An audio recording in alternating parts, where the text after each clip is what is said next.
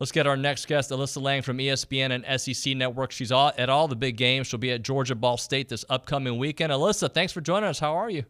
Thank you guys for having me. I'm well. We've got SEC football back and actual game storylines to talk about rather than recycled fall camp things. So life couldn't be better right now.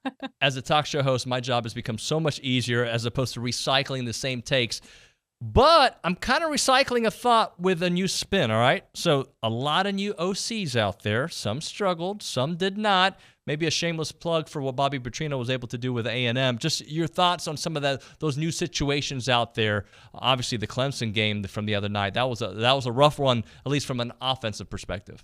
Yeah, I mean, I'll start with what you just said about Texas A&M, right? I think so many of us, A&M fans probably included, breathing a huge sigh of relief in that everything we've been saying for the last few months feels like it's coming to fruition as far as what that offense looked like and what the play calling was going to look like from Bobby Petrino. I mean, going back and watching that game on Sunday when I got back from where I was in Starkville, I was impressed just from the fact that, okay, we are starting from the baseline that Texas A&M should be starting at this year. When you go back to last year and you look at some of those non-conference early games, you're not putting up the type of numbers that you put up this past weekend in your opener. So for Texas A&M to do that, to take care of business in that way, and for Connor Wigman to run the offense in the way that we saw him do so, spreading the ball around to so many different targets, having that balance that you'd like to see, I'm buying stock on Texas A&M even more than I was before in fall camp, which I was cautiously doing, but now I'm drinking the Kool-Aid a little bit faster rather than sipping it as I was in fall camp. I was also impressed by where I was in Starkville with new offensive coordinator Kevin Barbay there at Mississippi State in getting ready for week 2, looking at some of the SEC stats. I about fell over even though I was there to see that Mississippi State as a team leads the league right now in rush yards. When was the last time we could say, I know it's been 1 week, but for State fans who like to get back to that traditional state style offense, the fact that they ran the football for over 200 yards in week 1, Woody Marks by himself, 2 touchdowns and well over 100 yards. I thought what Kevin Barbay has installed over the past few months took a little while for Will Rogers and the offense to look comfortable and for them to get it off the ground. But by the time we got into the second half, it looked a lot more seamless, and I was really impressed by such a quick turnaround from the air raid to more of a pro style offense. Alyssa, I was actually really impressed with Jalen Milroe, and I shouldn't say that. I mean, it's Alabama. I kind of expect it to work out eventually, but he did not look, at least in one game, like the quarterback we saw last year, and that's also a new offensive coordinator situation. Yeah, and I think we were all sort of cautiously sitting back here saying, okay, what does this quarterback room in general look like? And I don't obviously know what's happening behind the walls in Tuscaloosa with Nick Saban, but part of me was kind of going, was there really a quarterback battle happening here based on what we saw from him in their opener? To your point, from last year to this year, we knew he had the athleticism. We knew he could create and extend plays with his legs, but could he be a passer? Could he be a patient passer? Could he work the pocket and run the offense the way that Nick Saban wants him to do so? I saw that. I think we all did. As soon as that game started on Saturday night, that bad snap early on, he makes something happen. He takes it in for a touchdown. Not only did he do that, he looked accurate. He looked like he was going through his reads, making sure he was scanning the entirety of the field to make sure he was making the right play. He looked like a smart quarterback out there, which is what we've all been waiting for, I think, to see if Jalen Milroe could take that next step as the starter.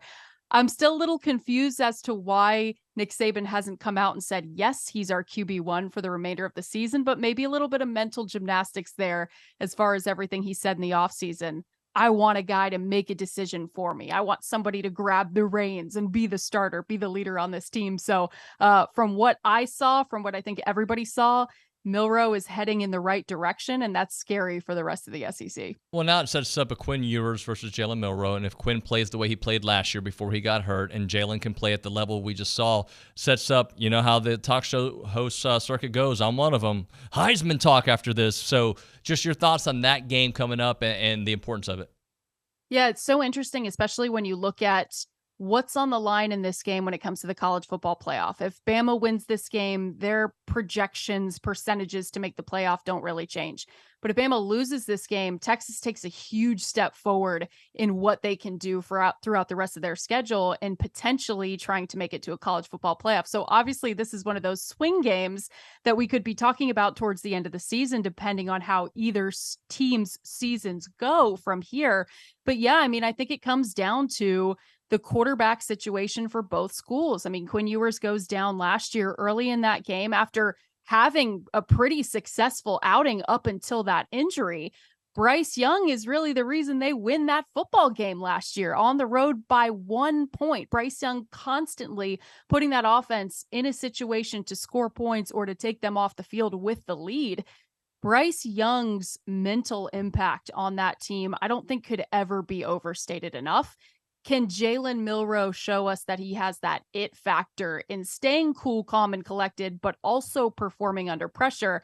He'll have the crowd on his side, obviously, with this one being in Tuscaloosa, but I do think it comes down to which quarterback can remain the calmest under pressure. Let's talk about teams that maybe should be worried. LSU, not the fact that they lost to Florida State, because they lost last year, and they obviously won the West later on. But the way they lost, how eye-popping was that? I was surprised, honestly, and I know for a lot of different reasons, and the conversation raged across social media. It felt like one of the things that I thought was a surefire thing I was confident in coming in was the connection between Jaden Daniels and Malik Neighbors. And it felt at times that they were just not on the same page, whether it was timing, route running, decision-making, whatever it was. I thought that was something that might take a step forward coming into game one here in Jaden Daniels year 2 with Malik Neighbors. That's something that maybe we just chalk up to a week 1 thing. Maybe it gets better after this. Who knows? I'm not pushing the panic button there. But I, along with everybody else, many others at least, was sitting there wondering, you have a guy who was a quarterback terrorist in the SEC last year, and you're lining him up off the ball. You're playing him as an off-ball linebacker in Harold Perkins. That's what I don't understand. And I understand potentially the game plan of you did that against Alabama last year and it worked. Maybe we start the game that way. That sure makes sense. I think the coaching staff at LSU is very intelligent. They know what they're doing. But in the second half, when Jordan Travis needed to be pressured, because he really wasn't much of the evening, a couple of times LSU gets decent pressure on him, why not put Perkins back at edge when at times he looked maybe confused playing linebacker? So that for me was one of the more disappointing elements of that game. Coaches preach all the time. It should be simple, right? Play your 11 best players and put them in positions where their talent shines through. Harold Perkins' talent is being a ball hawk. His talent is getting after quarterbacks and making them have a really bad day. He wasn't able to do that. The numbers show, I think, 28 snaps in coverage and 7 rushing the passer on Sunday night. That, to me, is something that I don't understand, and I'll be very interested to see if that changes moving forward. But all that to say, I'm not hitting panic on LSU yet. They haven't been very good in season openers for the last, 4 or 5 years at this point. They've got the talent there, but they've got some more to prove for sure moving forward. Not an SEC team, but it was eye-popping. Clemson, what happened against Duke. And I give a lot of props to the old DC at A&M, Mike Elko, and what he's able to do with Duke. But how surprising was it to see their struggles? Turnovers were part of the story, but just the offense didn't look that different, and you would expect it to look different with Garrett Riley. Yeah, and honestly, I wasn't that surprised. If I'm being honest with you, yesterday somebody asked me, is the SEC down after South Carolina lost to North Carolina and LSU loses to Florida State? And I said, no, I don't think the SEC is down. I think they just happen to play the 2 best teams that the ACC has this year. And somebody said, well, what about Clemson? Clemson's a top 10 team. They're playing Duke on Monday night. I said, I don't think Clemson's for real. There's just nothing that screams realness, for, if you will, for me about Clemson. And I think you saw that on display last night. You know, you look at the recruiting numbers and people are breaking down the blue chip prospects on Clemson's team versus Duke's team. I wonder if maybe not being an aggressive portal recruiter is going to catch up with Dabo Swinney. He's been somebody who's been pretty adamant about wanting to stay traditional as far as recruiting out of high school, and that is very important. But Clemson is not one of those schools that has been a headliner as far as pulling important positions and important players out of the transfer portal. a lot of the teams that we're talking about as far as vying for national championships are doing that. And they're building these teams that have talent in every surface, every position group, every room of these football teams. And Clemson just didn't scream with that it factor to me on paper. And last night, I think they showed a little bit of that too. Let's talk about the game you'll be covering, Georgia and Ball State. Carson Beck era has started. What is the vibe around that team? Some of your preps getting ready for it. Did they like his first performance? Yeah, from what I can tell, obviously we haven't talked to the coaches yet. We'll do that on Friday, day before the game. But, Kirby Smart, I don't know if he's ever going to tell you that he liked the performance of somebody. He always has feedback to give you as far as what we did wrong, what we can do better, where we can improve from here. I think the overall vibe, at least from social media, which I know doesn't tell the whole story, but from Georgia fans was that, why didn't we show more offensively? It didn't look creative at all. We went from Todd Monken to Mike Bobo, and it all looks different.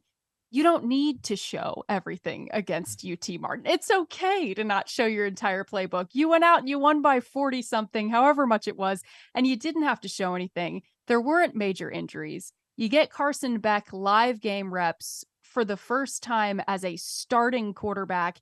You checked every box that I think any national championship contender would want to check in week 1 against a team like that.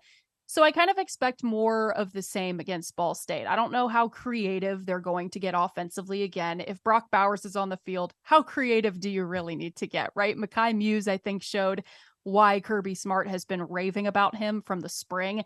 That guy is fast. He's got hands. He can make you miss. He's going to be somebody that we talk about throughout the course of the season. But if I'm Georgia at this point, I'm not changing too much, I don't think, from week 1 to week 2. Again, remains to be seen what the coaching staff tells us. But I thought Carson Beck had a nice day. He looked comfortable. He settled in. Guys are buying into him as a leader of this football team. And again, they're confident in what they have. They don't need to show off much of anything, I don't think, before South Carolina comes to town. Alyssa, we appreciate it. Great stuff, and we'll be watching you on TV here soon. Thank you so much.